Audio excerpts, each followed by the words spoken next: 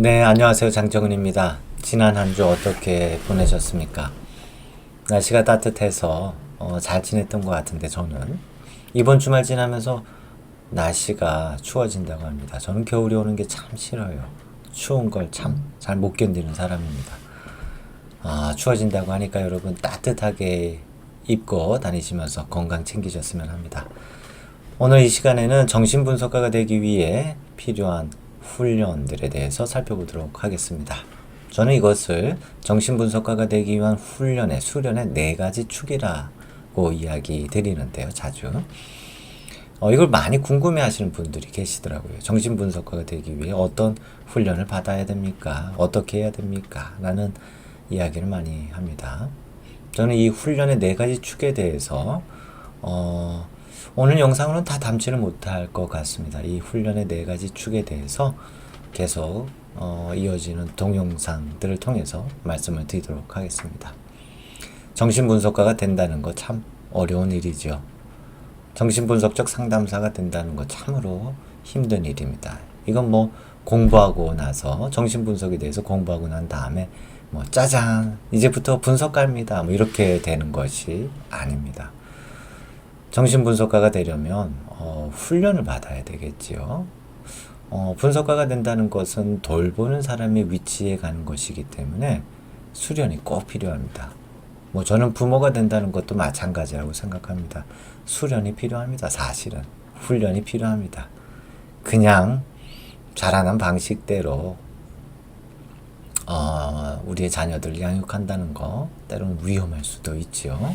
자신을 깊이 이해해보고 또 이런 돌보는 사람으로서 갖춰야 되는 어떤 인품 뭐 이런 것들을 한번 생각해 볼 필요가 있을 거예요. 분석가가 되는 것이 어려운 이유는 정신분석에서 자주 인용하는 무의식의 의식화 뭐 그 자체가 상당히 어려운 일이기 때문입니다. 무의식이 무엇입니까? 무의식은 의식화하기 어려운 그런 인간 마음의 영역을 지칭하기 위해 사용하는 정신분석의 용어입니다.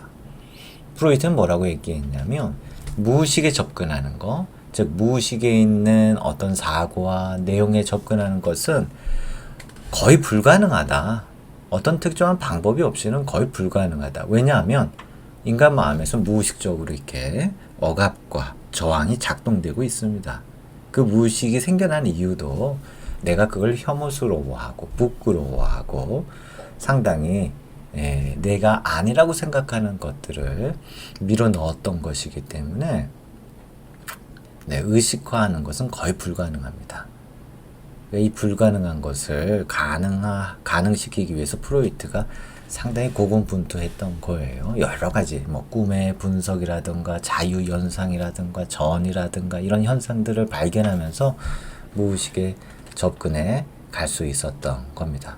이걸 이제 수련받아야 되는 거예요. 실제 사람들을 만나면서 무의식에 어떻게 접근해 가는지를 경험해 봐야 합니다. 이건 상당히 어려울 수 있습니다.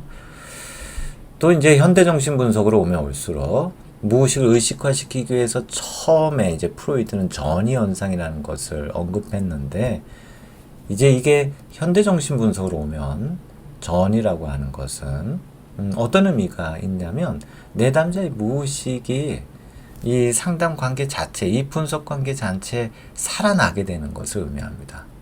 숨길 수가 없는 거예요. 분석 관계에서 자기는 무의식의 내용을 드러내고 싶지 않지만 그 관계 자체 속에 이 내담자의 어린 시절이 살아납니다. 마치 여러분 영화 아시죠? 박물관은 살아있다처럼 내담자의 어린 시절이 살아나는 거예요. 이것을 프로이트는 발견했습니다. 왜 내담자들은 프로이트는 의사였으니까요. 왜 환자들은 나를 선의의 의사로 보지 않고 비난하는 아빠, 침범하는 엄마, 질투하는 뭐 언니, 형, 동생 이렇게 보는지 모르겠다 라고 하면서 이제 전이가 나타난 거거든요. 전이 현상에 대해서 살펴본 게 된 거거든요. 그러니까 이 내담자와 상담자의 관계는 전이 현상 속에서 이 내담자의 과거가 살아 움직이는 그런 역동, 현장이 된다는 거. 이걸 뭐 제대로 훈련을 받아야 되는데 이거 이제 가르쳐 지질 않죠. 웬만해서는 이런 거 가르쳐 지질 않아요. 그런 점에서 제 수업을 들어보시면 참 좋을 것 같습니다. 어디에서도 사실은 그 역동과 역학, 그 관계의 측면, 그 관계에 있는 치유의 자원을 이야기하지 않아요. 네, 아무튼 현대정신분석에서는 이 전이 현상을 통해서 상담자는 이 내담자의 관계 속에서 살아나는 이 내담자의 어린 시절에 들어갈 수밖에 없어요. 거기에 참여하지 않을 수밖에 없다 이 말이에요. 적절하게 만족하면서도 또 이 내담자는 애도할 수 있도록, 참 어려운 이야기 많이 나오지만 애도할 수 있도록 또 도움을 줘야 되는, 그러니 이제 상담자의 이 수련은 상당히 멀다. 참 정신분석가가 된다는 것은 어려운 일이 될 수도 있다라고 말씀드릴 수 있지만, 이제 조금씩 한 발짝 나아가시면 누구든 분석가가 될 수 있다고 저는 생각합니다. 먼저 정신분석가가 되기 위해서 벌써 6분이 됐네요. 이 시간이 왜 이렇게 빨리 지나갔죠? 시작도 안 했는데. 네, 참 그래요. 이게 서론이 길죠. 바로 들어가겠습니다. 정신분석가가 되기 위해서 필요한 첫 번째 수련은, 분석가가 되려는 사람은 자신이 먼저 분석을 받아야 합니다. 이게 무슨 말이냐면, 상담자가 되시려는 분, 분석가가 되시려는 분들은 자기가 먼저 분석을 받아야 돼요. 자격을 갖고 있는 분석가에게 일정 기간 수련 분석을 받아야 하는 거예요. 이게 이제 한국에선 개인 분석이라는 말로 자주 언급이 되는데, 상담을 먼저 받아야 돼요. 이런 수련을 꼭 받아야 됩니다. 상담자가 되시는 분들은 자기가 스스로 내담자의 위치가 되어봐서 내담자의 마음이 어떨까라는 것을 스스로 경험해 볼 필요가 있어요. 그렇죠? 그런 의미에서 첫 번째 이 수련은 중요합니다. 내담자의 입장이 되어보는 거예요. 내가 먼저 상담을 받아보는 거예요. 저 미치지 않았는데 왜 제가 상담받아야 되죠? 저는 그냥 공부하고 상담사가 될래요 라고 생각하시는 분들은 큰 오해입니다. 상담에 대해서도 정말 큰 오해예요. 상담은 미쳐서 받는 것이 아니에요. 아직까지도 이렇게 생각하시는 분들이 있어요. 상담자가 되시려는 분들은 상담의 의미를 알아야 되고, 내가 내담자의 위치에서 상담자 앞에 섰을 때 얼마나 이야기하는 것이 어렵고, 또 얼마나 이 상담에 내가 기대를 갖고 있는지, 상담자에 대해서 어떤 마음을 갖게 되는지를 스스로 경험해 보지 않으면 내담자 이해하기 어려워요. 그런 의미에서 첫 번째, 자기가 분석을 받아야 합니다. 그렇다면 얼마나 이 시간을 할애해서 우리는 상담을 받아야 할까요? 정신분석에서는 최소 300시간 이상을 요구합니다. 어떤 수련 전통에서는 10년 정도 받아야 됩니다. 분석을 받아야 돼요. 왜 이렇게 정신분석에서는 분석가가 되려는 사람, 상담자가 되려는 사람은 이렇게 오랜 시간 자신이 먼저 상담을 받아야 될까요? 왜 그런 수련을 요구할까요? 이게 이제 분석과 상담을 받아야 되는 두 번째 이유이기도 합니다. 그것은 왜냐하면 상담에 참여하는 사람은 아무래도 저예요. 나 자신이에요. 상담은 내담자만 참여하는 게 아니라 분석가나 상담자도 참여하는 거예요. 두 사람이 참여하는 겁니다. 내가 어쩔 수 없이 불가피하게 무의식적으로 참여하지 않을 수밖에 없어요. 그러니 여러분, 상담자가 되시는 분이 스스로를 깊이 돌아보는 작업이 필요하지 않겠습니까? 나의 가치감, 존중감에 대해서 다시 한번 생각해 봐야 되지 않겠습니까? 존중감이 떨어지고 나는 별 볼 일 없는 상담자야 라고 생각하는 사람들은 글쎄요, 내담자에게 좋은 영향을 끼치기 어렵겠지요. 그러니까 상담자는 불가피하게 상담 관계에 내담자와 함께 참여하는, 내 인격이나 내 모든 것이 참여하게 되어 있어요. 그렇기 때문에 분석 수련을 통해서 나를 이해할 뿐만 아니라 나아가서는 상담자로 이렇게 형성되어 가는 것이 참으로 중요합니다. 상담자를 만나러 갔는데 상담자가 보니까 너무 내담자 이야기를 듣는 게 너무 힘들어요. 막 공황장애가 오고 그래요. 막 불면증이 오고 상담자. 그러면 상담을 오래 못하게 됩니다. 분석을 통해서 스스로를 많이 봐야 되겠지요. 뭐 이것은 평생 이어지는 작업이 될 수도 있습니다. 사실은 상담자가 되시는 분들은 나의 선배 혹은 나의 동료들과의 이 상담 관계, 분석 관계를 통해서 스스로를 계속 살펴볼 필요가 있을 거예요.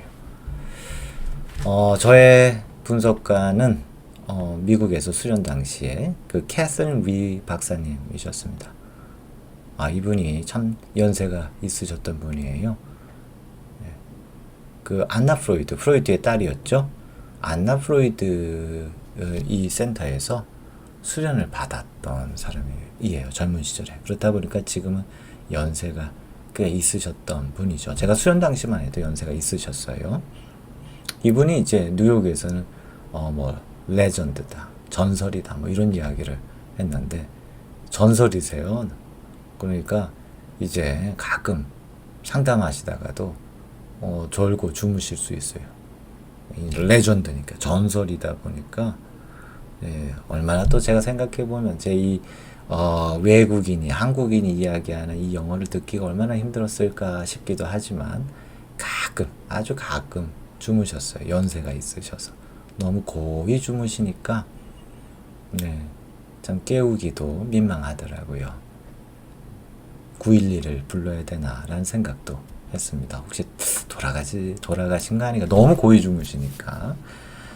네, 저는 그 분석가를 통해서 참 많은 것들을 배웠지만 쉽게 서두르게 개입하지 않는 것, 기다려주는 것.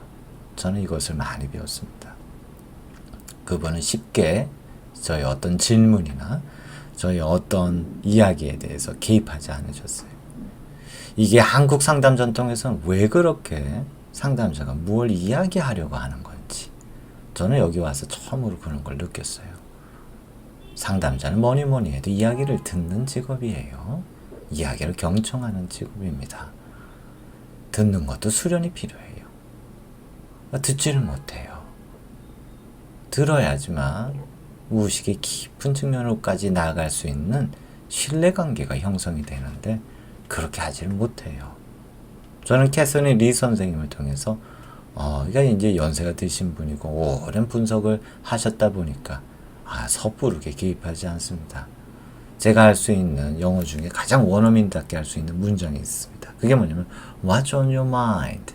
너의 마음속에 뭐가 있느냐. 캐서린 리 선생님이 자주 하셨던 질문이에요. 너의 마음속에 뭐가 있느냐. 이야기해 보라는 거죠.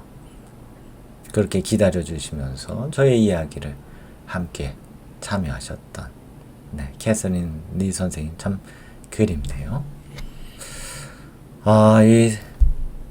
먼저 상담자가 되시는 분들은 첫 번째 뭐가 필요하다고요? 자신이 먼저 분석을 받으셔야 된다. 상담을 받으셔야 된다. 이 수련은 모든 수련 중에 핵심이다. 이 핵심을 빠뜨리시면 안 됩니다. 다음 시간에 또 정신분석가가 되기 위해서 필요한 수련 함께 나눠보도록 하겠습니다. 좋은 주말 보내시고 다음 한 주 따뜻하게 보내셨으면 합니다. 감사합니다.